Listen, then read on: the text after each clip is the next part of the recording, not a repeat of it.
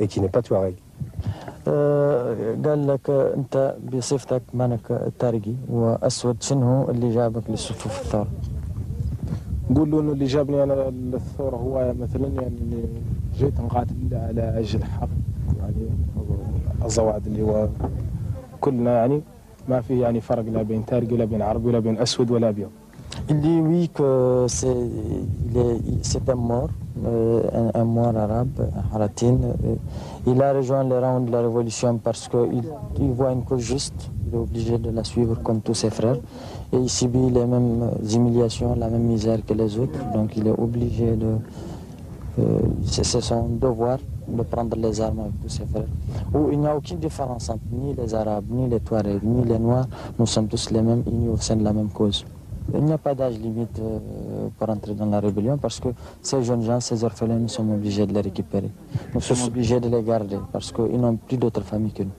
Ils étaient de quel pays et qu'ont-ils vu pour avoir ce réflexe de venir vous voir? Ils ont assisté au massacre de Léré où leurs familles ont été massacrées. Et ils sont tous les deux de Léré. Celui-là, peut-être, il pourra bien vous le dire en français parce qu'il parle un peu. Il était à l'école, il était en 5e année. Il pourra vous raconter de voir ce qui s'était passé à Léré. Comment ça s'est passé justement à Léré? Qu'est-ce que tu as vu? À Léré, j'ai vu mes père et mère sont morts. On met l'essence, après on brûle. Lorsqu'ils sont morts, on m'a dit de partir, je suis petit. Et moi, j'ai parti sur pied. J'ai parti sur pied jusqu'à j'arrive ici. Et tu es tout seul maintenant? Oui. Je n'ai pas de père, je n'ai pas de mère, sauf ici.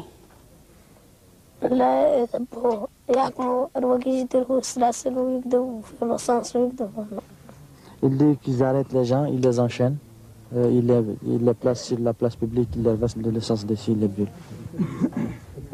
C'est ce qui a été fait à sa famille.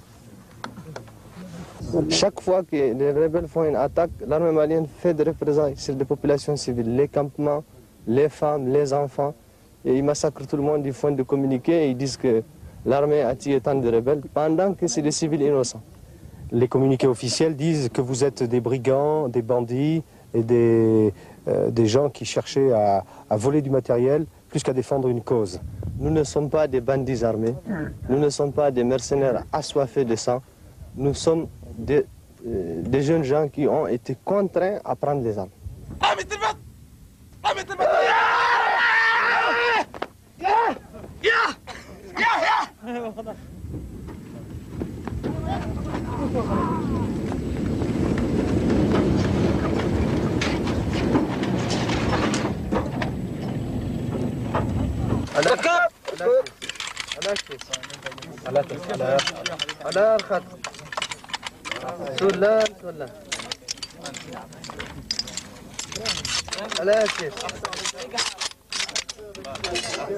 Doucement, doucement.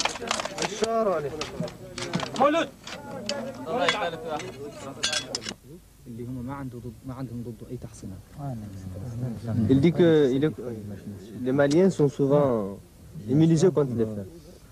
Afin qu'ils n'échappent pas à la mort, là, on enlève le fer de la balle et on met le bois. Et dès que ça part, il meurt.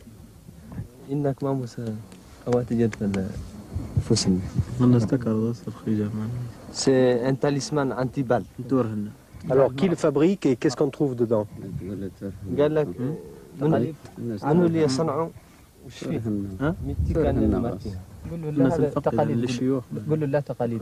C'est les marabouts, les chefs religieux qui fabriquent ça et ils les donnent pour le combattant pour se protéger.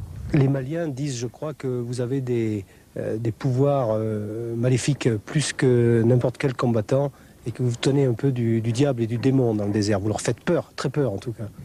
Bah écoutez, ça c'est... S'ils ont peur, qu'ils disent qu'ils ont peur, mais que nous soyons des démons, je ne le pense pas. Vous le voyez, nous ne sommes pas des démons, nous sommes des êtres comme les autres. Peut-être nous avons...